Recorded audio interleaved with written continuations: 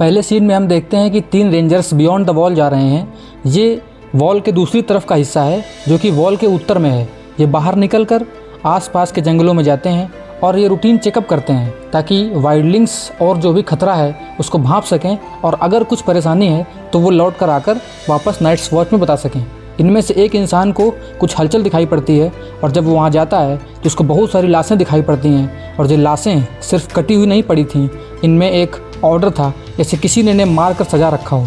उन तीनों में आपस में वापस जाने की बात होती है, लेकिन जो उनका हेड है वो बोलता है कि हम वापस नहीं जाएंगे, हम पता लगाएंगे कि हुआ क्या था।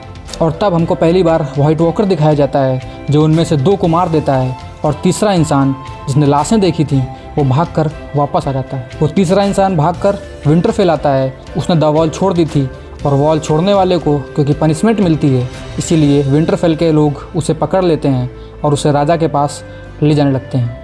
नेड स्टार्क इस समय विंटरफेल के लॉर्ड हैं। उनका परिवार कुछ इस तरह है। सबसे पहले उनका सबसे छोटा लड़का रिकॉन, उसके बाद उनकी माँ कैटलिन स्टार्क, बाद में नेड स्टार्क, रॉब, सांसा, उनकी बहन आर्या, उनका लड़का ब्रॉन।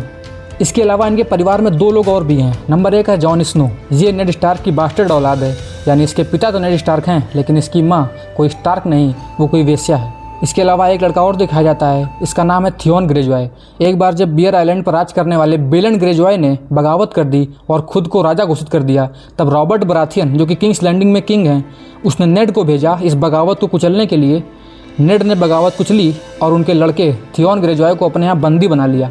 लेकिन नेड एक अच्छा इंसान है, वो न्यायप्रिय है, इसीलिए वो थियोन के साथ अच्छा बर्ताव करता है, उसे अपने बच्चों के साथ ही बड़ा कर रहा है। लड़के धनुष बाण की प्रैक्टिस कर रहे हैं और लड़कियां कढ़ाई बुनाई की प्रैक्टिस कर रही हैं। हम देखते हैं कि सांसा को कढ़ाई बुनाई यानी औरतों वाली चीज़ों में बड़ा शौक है, लेकिन हम देखते हैं कि आर्या को ऐसा बिल्कुल नहीं पसंद। वो एक नाइट बनना चाहती है, वो योद्धा बनना चाहती है, वो लड़ना चाहती है। नेड अपनी पत्नी कैटलिन के साथ सब देख रहे होते हैं और तभी पीछे से सर रॉड्रिक थियोन ग्रेजॉय के साथ आते हैं और उनको खबर देते हैं कि एक बागी द वॉल छोड़कर भाग आया है और अब आपको उसे पनिशमेंट देनी होगी। नेड सर रॉड्रिक को तैयारी करने के लिए बोलते हैं और पीछे चल पड़ते हैं। हम देखते हैं कि कैटलिन जॉन से बहुत नाराज़ रहती है क्योंकि वो अक्सर ये बात सोचती है कि नेड स्टार्क जैसा खुददार आदमी जिसके लिए कैटलिन को धोखा दे गया, वो औरत कितनी सुंदर रही होगी। जॉन भी कैटलिन को देखता है लेकिन वो उसे अपनी माँ मानता है।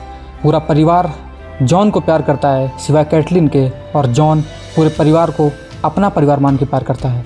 अगले सीन में हम देखते हैं कि सब लोग इकट्ठा हो गए हैं और उस आदमी का सर कलम किया जाना है जो वहाँ से भाग कर आया है। वो इंसान अभी भी कुछ बोल रहा है। वो कहता है कि मैं भगोड़ा नहीं हूँ, मैंने सच में व्हाइट वॉकर्स को देखा है। लेकिन नेड उसकी बात सुनकर भी उसे अनसुना कर देते हैं और फिर वो अपनी वलेरियन स्टील से बनी हुई तलवार आइस को निकालते हैं। किताबों में लिखा है कि आइस इतनी बड़ी तलवार थी कि वो एक एडल्ट इंसान के हाथ के बराबर मोटी, और जिस समय ये बात हो रही है उस टाइम रॉब जितनी लंबी वो तलवार। अपनी उस तलवार को निकालने के बाद वो उसका सर कलम कर देते हैं। वापस लौटते वक्त उनको रास्ते में एक मरी हुई डायरवुल्फ मिलती है जो कि बहुत ही अनकॉमन था। डायरवुल्फ ख़त्म हो चुकी थी और द वॉल के दक्षिण में कहीं भी डायरवुल्फ का कोई नामो निशान नहीं था। थियोन ग्रेजॉय उन्हें उनसे मारने की बात करता है। नेड भी हाँ भरते हैं क्योंकि अब जो उसके बच्चे हैं 5 वो जल्दी ही मर जाएंगे, उससे अच्छा है कि उन्हें एक आसान मौत दे दी जाए। लेकिन जॉन उन्हें बताता है कि आपके झंडे पर जो सिंबल है वो डायरवुल्फ का है, आप स्टार्क्स हैं और आपके बच्चों के पास एक एक डायरवुल्फ होना चाहिए। आपके 3 लड़के और 2 लड़कियां हैं और ये भी 3 मेल और 2 फीमेल हैं। उसकी बात सुनकर नेड स्टार्क को सोचते हैं और फिर बोलते हैं ठीक है, इन्हें रख लिया जाए। और तभी चलते वक्त एक छठा डायरवुल्फ और निकलता है। वो वाइट कलर का था, इन सबसे अलग, सबसे छोटा, और वो जॉन स्नो खुद रखता है। अब ये सभी बच्चे अपने डायरवुल्फ्स के नाम देते हैं, लेकिन मैं आपको डायरवुल्फ्स के नाम अभी सारे नहीं बताऊंगा क्योंकि अगर बताऊंगा तो आप भूल जाओगे। केवल एक इंसान का डायरवुल्फ का नाम मैं आपको बता रहा हूँ, वो है अपना फेवरेट जॉन स्नो। वो अपने छोटे से डायरवुल्फ का नाम रखता है घोस्ट। अगला सीन शिफ्ट होता है किंग्स लैंडिंग पर। किंग्स लैंडिंग वो जगह है जहाँ पर राजा रहते हैं। ये बेसिकली राजधानी है जहाँ पर राजा रानी, उनका पूरा परिवार, पूरी सेना रहती है। मेन दरबार में जॉन एरन की लाश रखी हुई है। जॉन एरन राजा के पुराने हैंड ऑफ द किंग थे। हैंड ऑफ द किंग वो पदवी होती है जो राजा के बाद दूसरा सबसे ताकतवर इंसान बन जाता है और राजा को सलाह देता है। जॉन एरन इनको सलाह तो दिया ही करते थे, बल्कि सच तो ये है कि नेड स्टार्क ने अपनी ज़िंदगी में जो कुछ भी सीखा वो जॉन एरन से सीखा था। जॉन एरन सिर्फ इनके पॉलिटिकल गुरु नहीं थे, बल्कि अपने नेड की पत्नी कैटलिन, उसकी बहन लाइसा की शादी हुई थी जॉन एरन से और इसीलिए वो संबंधी भी थे। इसी हॉल में जेमी और सरसी आपस में कुछ खिचड़ी पका रहे हैं, कुछ बातें कर रहे हैं। अभी हमें समझ में नहीं आता कि वो क्या बातें कर रहे हैं। हालांकि वो बात करते हैं कि कहीं उनको ये राज मालूम तो नहीं चल गया या उसने किसी को राज बता तो नहीं दिया, लेकिन वो किस राज के बारे में बात कर रहे हैं ये अब तक ओपन नहीं होता। सीन शिफ्ट होता है विंटरफेल में। गॉड्सवुड के पास बैठकर नेड स्टार्क अपनी तलवार को साफ कर रहे हैं और तभी कैटलिन स्टार्क उनके पास आती हैं। उन्हें एक खत देती हैं जिसमें लिखा था कि जॉन एरन की मौत हो चुकी है और राजा स्वयं तुमसे मिलने विंटरफेल आ रहे हैं। नेड ये सुनकर दुखी हो जाते हैं क्योंकि वो उन्हें अपने पिता समान मानते थे और वो समझ जाते हैं कि राजा विंटरफेल क्यों आ रहे हैं। वो जानते थे कि जॉन एरन के बाद अब राजा उसे हैंड ऑफ द किंग बनाना चाहता है क्योंकि राजा उस पर भरोसा करता है। जब बच्चों को मालूम चलता है कि राजा आ रहे हैं तब ब्रैन, जो कि पहले से भी उछल कूद करने में माहिर था, वो छतों पर बहुत कूदता था। छत पर चढ़कर राजा की पालकी देखने निकलता है। उसकी माँ कैटलिन उसे बोलती है कि छत पर उछलना बंद करो, तुम अब बड़े हो रहे हो। राजा आता है, सब सर झुकाते हैं। राजा आते ही नेड से कहता है कि श्रद्धांजलि देनी है, विंटरफेल के तहखानों में चलो। मैं आपको बता दूं कि विंटरफेल में एक प्रथा है, यहाँ पे इतने पूर्वज होते हैं उनको दफनाया जाता है उनके तहखानों में। और जब वो दोनों तहखाने में पहुँचते हैं तब उनकी असली बातें शुरू होती हैं। वो पुराने दोस्त थे, उन्होंने रॉबर्ट रिबेलियन में साथ में जंग लड़ी, वो ट्राइडेंट की जंग में साथ लड़े। वो पुराने दोस्त हैं, वो साथ बड़े हुए हैं और अब वो अपने जवानी के किस्से याद करते हैं। जॉन एरन की मौत के बारे में बात होती है और आखिर में बात घूम कर आती है लियाना स्टार्क यानी नेड स्टार्क की छोटी बहन के ऊपर।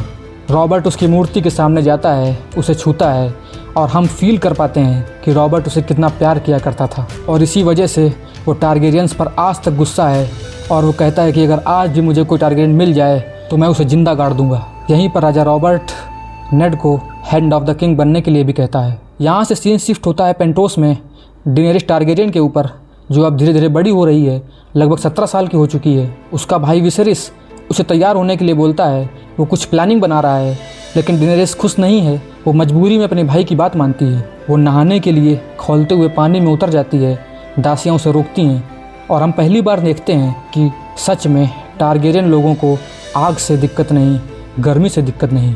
विसेरिस की प्लानिंग है कि डोथराकी सी के खाल ड्रोगो से अपनी बहन की शादी कराऊंगा और उसकी 50,000 घोड़ों की सेना लेकर नैरोसी पार करूंगा और वापस से टारगेरियन राज स्थापित करूंगा और खुद 7 राज्यों का राजा बनूंगा। हमें पहली बार खाल ड्रोगो दिखाया जाता है जो घोड़े पर सवार होकर आता है और विसेरिस अपनी बहन के कान में कहता है कि इसके बाल देखो, आज तक कभी इसके बाल नहीं कटे। एक्चुअली बाल कटना डोथराकीज़ में एक अपमान की तरह होता है। जब वो कोई जंग हारते हैं तो अपमान के तौर पर उनके बाल काटे जाते हैं और ये चीज़ दिखाती है कि खाल ड्रोगो आज तक कोई जंग नहीं हारा। इधर विंटरफेल में राजा के आने की खुशी में एक पार्टी रखी जाती है, लेकिन जॉन पार्टी में शामिल नहीं है। वो बाहर प्रैक्टिस कर रहा है तलवारबाजी की और तभी उसके अंकल बेंजन आते हैं। वो अपने भतीजे से मिलते हैं। अंकल बेंजन एक्चुअली नाइट्स वॉच में शामिल हो चुके हैं और वो जॉन को लेने के लिए ही आए हैं। वो उससे मिलकर अंदर चले जाते हैं और पीछे से आता है टिरियन लैनिस्टर। टिरियन और जॉन दोनों एक दूसरे की बेइज्जती करते हैं। वो उसे बदजात बुलाता है और वो उसे बौना कहता है, लेकिन जॉन अभी एक लड़का है। टिरियन उसकी घनघोर बेइज्जती करता है और जाने से पहले जॉन दुखी नज़रों में उससे बोलता है, तुम क्या जानो बदजात होना क्या होता है। और फिर पलटकर टिरियन उसे जवाब देता है कि हर बौना लड़का अपने बाप की नज़रों में बदजात ही होता है। इधर पार्टी के दौरान जेमी नेड का रास्ता रोकता है और हमें दिखाई पड़ता है कि जेमी कितना गर्म खून वाला इंसान है। वो चाहता है कि लोग उससे लड़ें, उसकी तलवारबाजी का मुआयना देखें। एक्चुअली वो एक बहुत बड़ा तलवारबाज है। उसने सर बेरिस्टन सेल्मी का स्क्वायर बन के शिक्षा ली है और ऐसा कहते हैं कि जेमी इस समय वेस्टरोस का सबसे महान तलवारबाज भी है। वो नेड को ललकारता है, लेकिन नेड ने इन जंगों में हिस्सा लेना बंद कर दिया। अब उनकी उम्र हो चली है, वो 40 के ऊपर हो चुके हैं और अब वो इन जंगों में हिस्सा नहीं लेते, वो टूर्नामेंट्स में नहीं लड़ते, वो मैच्योर हो गए हैं। अगले सीन में हम देखते हैं कि नेड और कैटलिन बिस्तर पर लेटे हुए हैं, वो बातें कर रहे हैं। कैटलिन दुखी है, वो चाहती है कि नेड रुक जाए, नेड ना जाए। तभी मास्टर लुईन आते हैं, वो एक खत लाए हैं। वो खत लाइसा एरन के नाम पर है। लाइसा एरन कैटलिन की बहन है, जो कि जॉन एरन की बीवी हुआ करती थी। जॉन एरन की मौत के बाद लाइसा एरन भाग गई हैं और उस खत में लिखती हैं कि जॉन एरन का खून हुआ है और शक उन्हें लैनिस्टर्स पर है। इसके बाद कैटलिन और दुखी हो जाती है। वो चाहती है कि नेड ना जाए, लेकिन अब नेड और पक्का हो चुका है। उसे पता है कि राजा को अब सिर्फ वो ही बचा सकता है।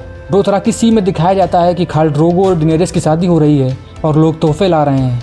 इसी बीच सर जोराह मोरमोंट को पहली बार दिखाया गया। ये हैं बियर आइलैंड के सर जोराह मोरमोंट और अब ये आगे चलकर डेनेरिस के साथ ही रहने वाले हैं, क्योंकि इनको दोनों भाषाएं आती हैं, डेनेरिस की भाषा भी और डोथराकी वाली भाषा भी। वहीं पर डेनेरिस को उपहार में 3 अंडे मिलते हैं जो ड्रैगन के अंडे थे।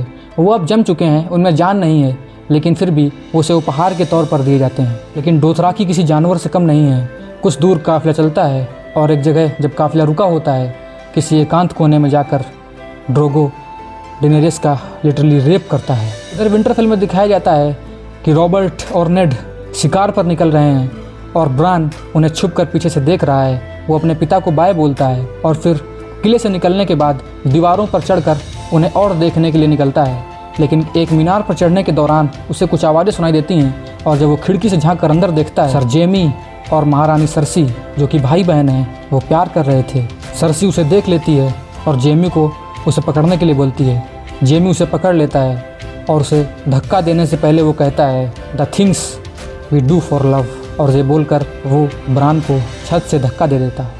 देखिए यहीं ख़त्म हो जाता है एपिसोड 1। मैं समझ रहा हूँ कि कुछ चीज़ें हो सकता है आपको समझ में ना आई हों, तो अगर कुछ चीज़ें आपको समझ में ना आई हों तो प्लीज़ कमेंट सेक्शन में लिखिएगा, ताकि जब अगला वीडियो आए तो मैं पहले इसके पॉइंट्स क्लियर करता चलूँ। Hope you enjoyed. Thank you.